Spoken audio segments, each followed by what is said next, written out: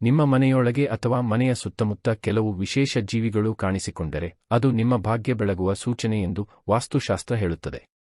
ಇಂತಹ ಸಮಯದಲ್ಲಿ ನಿಮ್ಮ ಜೀವನದಲ್ಲಿ ದೊಡ್ಡ ಬದಲಾವಣೆಗಳು ಆರಂಭವಾಗುತ್ತವೆ.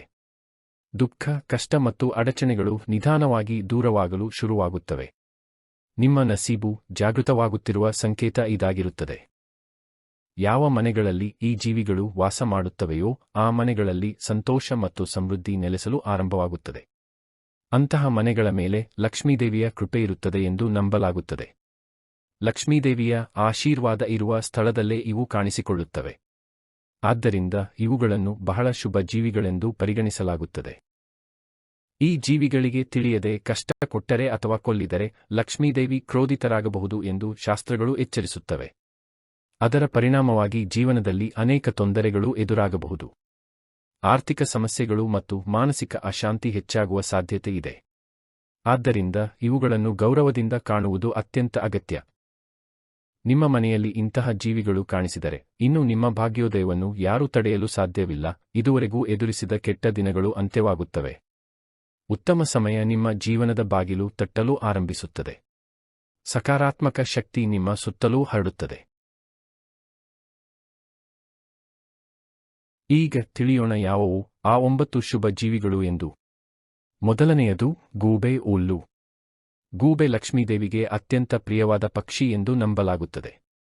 ಮನೆಯ ಮೇಲ್ಚಾವಣಿಯಲ್ಲಿ ಗೂಬೆ ಕುಳಿತರೆ ಧನಪ್ರಾಪ್ತಿಯ ಸೂಚನೆ.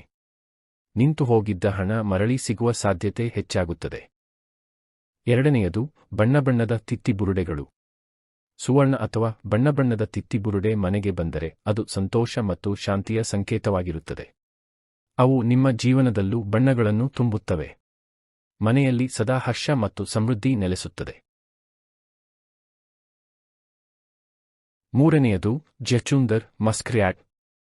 ಇದು ಮನೆಯೊಳಗೆ ಪ್ರವೇಶಿಸಿದರೆ ಅತ್ಯಂತ ಶುಭವೆಂದು ಹೇಳಲಾಗುತ್ತದೆ. ಇದು ಲಕ್ಷ್ಮೀದೇವಿಯ ಕೃಪೆಯ ಸಂಕೇತ ಎಂದು ನಂಬಿಕೆ ಇದೆ. ಯಾರ ಸುತ್ತಲೂ ಇದು ಸುತ್ತಿದರೆ ಅವರಿಗೆ ದೊಡ್ಡ ಯಶಸ್ಸು ದೊರೆಯುತ್ತದೆ. ಆ ವ್ಯಕ್ತಿಯ ಜೀವನ ಸಂಪೂರ್ಣವಾಗಿ ಬದಲಾಗುತ್ತದೆ. ಜಚುಂದರ್ ಮನೆಗೆ ಬಂದರೆ ಅದನ್ನು ಕೊಲ್ಲಬಾರದು. ಇವು ಗೊಂದಲ ಉಂಟು ಮಾಡಿದರೂ ಕೊಲ್ಲುವುದು ಪಾಪವೆಂದು ಹೇಳಲಾಗುತ್ತದೆ.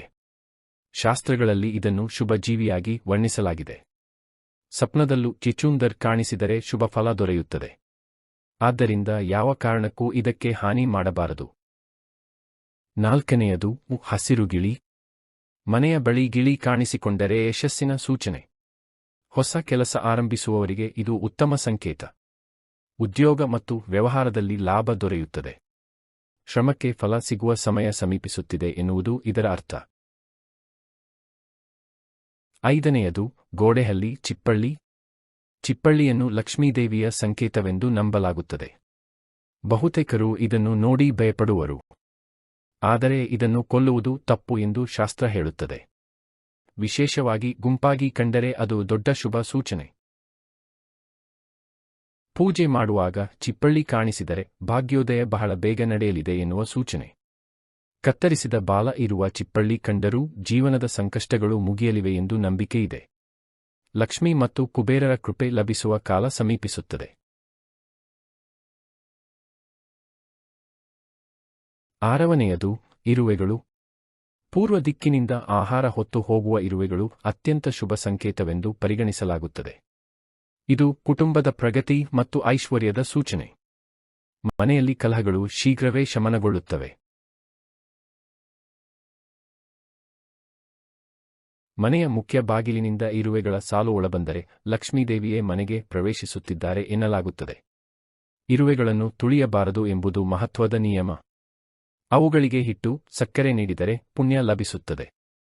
ಇದು ಧನಾಗಮನವನ್ನು ಮತ್ತಷ್ಟು ಬಲಪಡಿಸುತ್ತದೆ. ಏಳನೆಯದು ಇಲಿ. ಇಲಿ ಮನೆಗೆ ಬಂದರೆ ನಕಾರಾತ್ಮಕ ಶಕ್ತಿಯ ಸೂಚನೆ ಎಂದು ಹೇಳುತ್ತಾರೆ. ಇವು ದಾರಿದ್ರ್ಯ ಮತ್ತು ಅಡಚಣೆಗಳಿಗೆ ಕಾರಣವಾಗುತ್ತವೆ. ಆದರೆ ಇಲಿಯನ್ನು ಕೊಲ್ಲಬಾರದು. ಏಕೆಂದರೆ ಅದು ಗಣೇಶನ ವಾಹನವಾಗಿದೆ. ಇಲಿಯನ್ನು ಕೊಲ್ಲದೆ ಮನೆ ಹೊರಗೆ ಓಡಿಸುವುದು ಮಾತ್ರ ಸರಿಯಾದ ಮಾರ್ಗ. ಇಲಿ ಇರುವ ಮನೆಗಳಲ್ಲಿ ವ್ಯಾಪಾರದಲ್ಲಿ ಅಡಚಣೆ ಉಂಟಾಗುತ್ತದೆ. ಹಣದ ಹರಿವು ನಿಲ್ಲುವ ಸಾಧ್ಯತೆ ಇರುತ್ತದೆ. ಆದ್ದರಿಂದ ಶೀಘ್ರವಾಗಿ ಪರಿಹಾರ ಕಂಡುಕೊಳ್ಳಬೇಕು. ಇದು ಶಾಸ್ತ್ರಗಳಲ್ಲಿ ಸ್ಪಷ್ಟವಾಗಿ ಹೇಳಲಾಗಿದೆ.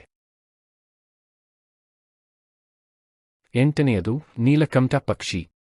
ಇದು ಲಕ್ಷ್ಮೀದೇವಿಗೆ ಅತ್ಯಂತ ಪ್ರಿಯವಾದ ಪಕ್ಷಿ ಎಂದು ನಂಬಿಕೆ ಇದೆ. ಮನೆಯ ಬಳಿ ಇದರ ಗೂಡು ಕಂಡರೆ ಮಹಾಶುಭ. ವ್ಯಾಪಾರ, ಉದ್ಯೋಗದಲ್ಲಿ ದೊಡ್ಡ ಪ್ರಗತಿ ಸಂಭವಿಸುತ್ತದೆ. ಹೊಸ ಮನೆ ಅಥವಾ ವಾಹನ ಯೋಗವೂ ರೂಪುಗೊಳ್ಳುತ್ತದೆ.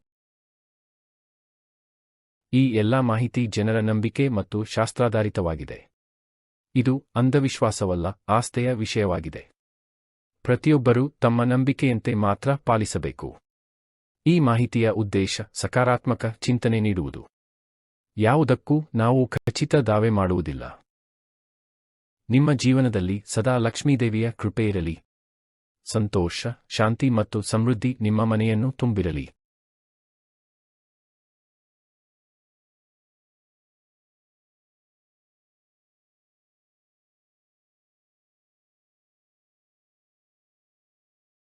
ಹೃದಯಪೂರ್ವಕ ಧನ್ಯವಾದಗಳು.